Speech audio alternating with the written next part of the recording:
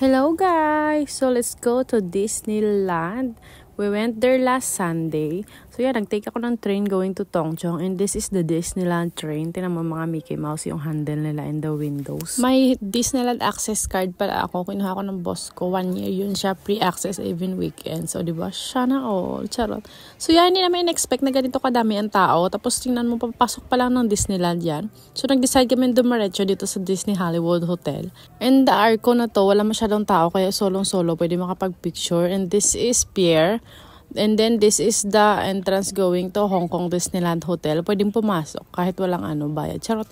So yeah, pumila kami ng mga 2 hours bago makapasok. And then nag-lunch muna kami. Doon kami nag-lunch malapit sa Ironman. Then Adventureland, pumunta kami dito. Na-realize ko hindi pala ganun kaganda yung kuha ko sa video na to. So inulit namin. Dito muna kami sa Mystic Manor. Nakakatakot to, hindi siya advisable sa mga bata at saka sa mga matatanda na may sakit sa puso. Kasi nga may mga suspense siya. Like this.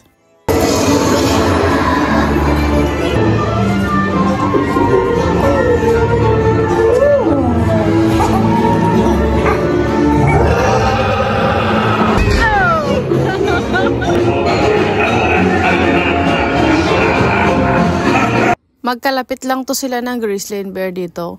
And then, so yeah, naulit-ulit namin. Tapos yan, ginandahan na yung kuha. Tinaas ko pala yung cellphone ko. Kahit natatakot ako baka mahulog kasi nga po, sobrang lakas nito. Tapos yan, sobrang paakyat nito. Tapos ang silaw pa ng araw. Tapos bigla na lang kami ibabagsak dyan. Kaya talagang mapapasigaw ka na parang nawala yung mo, kaluluwa. Hoy, charot!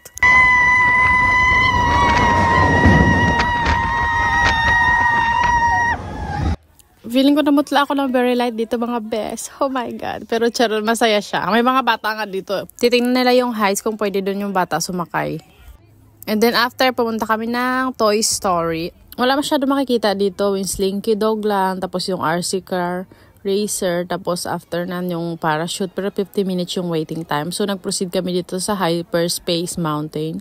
May last warning pala sila dito kung pwede ka pang umatras. Tapos din Ironman, nag-try kami dito. Yeah, tingnan nyo yung waiting time. 50 minutes yan. Kasi maganda din to kasi kita-kita mo yung buong area ng Disneyland pag nasa taas ka. Tapos ganyan lang, babaakyat lang. Wrong timing kami this time kasi nagkaroon siya ng minor issue. Tapos kinlose nila ng mga 10 to 20 minutes. Tapos nag-back operation sila kasi may kailangan pa silang ayusin. In this one, I cannot. I might die so hindi ako nag-try niyan.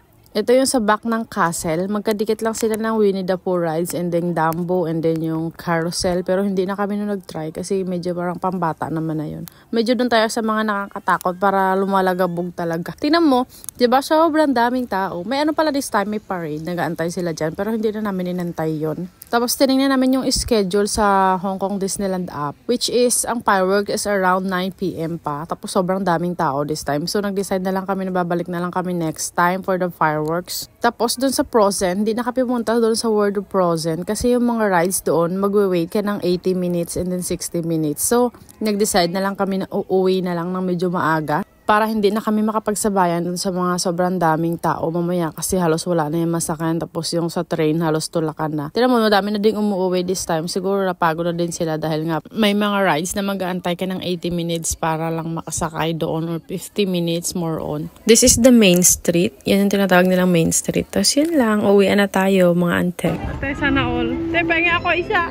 Mga 5:30 pa lang to pero tingnan nyo madami na din umuwi. Thank you Disneyland. Bukas ulit. Charot.